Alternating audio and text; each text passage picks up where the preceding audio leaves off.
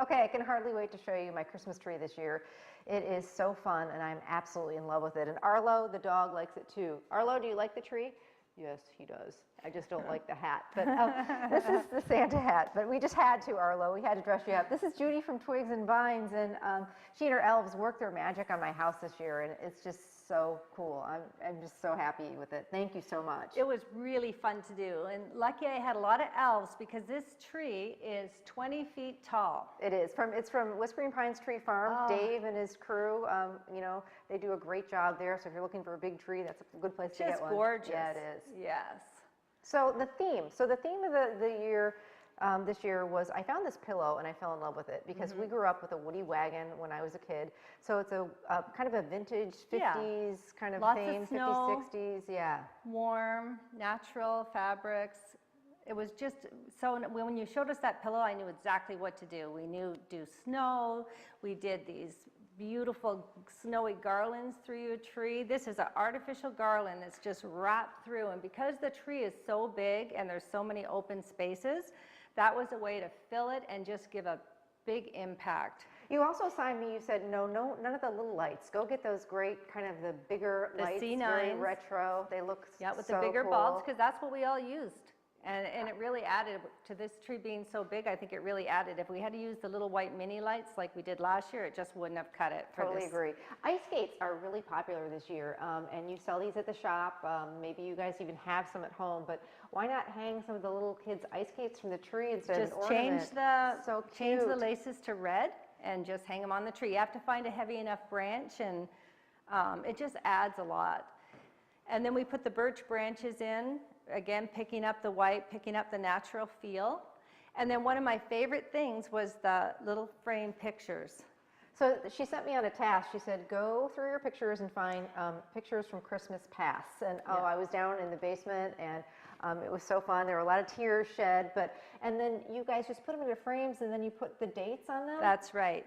And a good tip would be to get quite a few frames at the same time that suits your tree.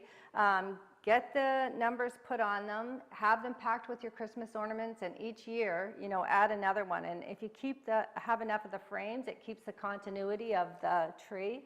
And we try and keep them in a tree that's this big. We try not to get too high because people want to look at them. Sure. And it's one of the kids' favorite things. And each year when they unpack it, that'll be one of their favorite things to look at the pictures, and then add one from the new year. I love it. I just went and got 4x6s, black and white, and then these are just like little rub-off decals, which I thought was really cool. Yeah, at a craft store in the scrapbooking area, you can get it. And then we just added the ribbons to the back in a V shape and hung them on there. And we did them in black and white because again, we want to keep the color.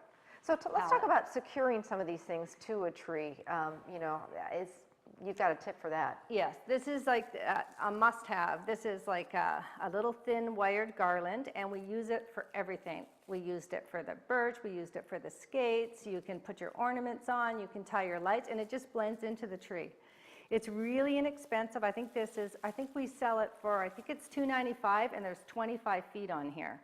So it's just having the right tools. Sometimes that's the key to everything. I agree. Having the right tools. Those little flimsy ornament hangers, you know, these days a lot of the ornaments are really big, or you might want to do something unusual like the skates or the picture frame. Yeah. So, or to hang in the garland, like we used it to keep the garland in. Otherwise you wouldn't have been able to get that nice round effect. Now, I don't know if you can see all the way up there, but the top of the tree is really something that it wowed me. Tell me about that. That's a lantern. As if it wasn't high enough, we decided to add a lantern to the top. It's a red lantern and a great big plaid bow and berries. And we took out one of the glass at the back of the lantern and then stuck in, I think, about 3 lights, and so that the lantern would light up at the top.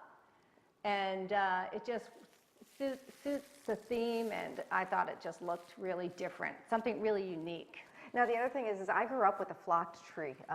I always wanted to get it, you know, the snow-covered tree. We lived in Arizona, so that was my way of having snow.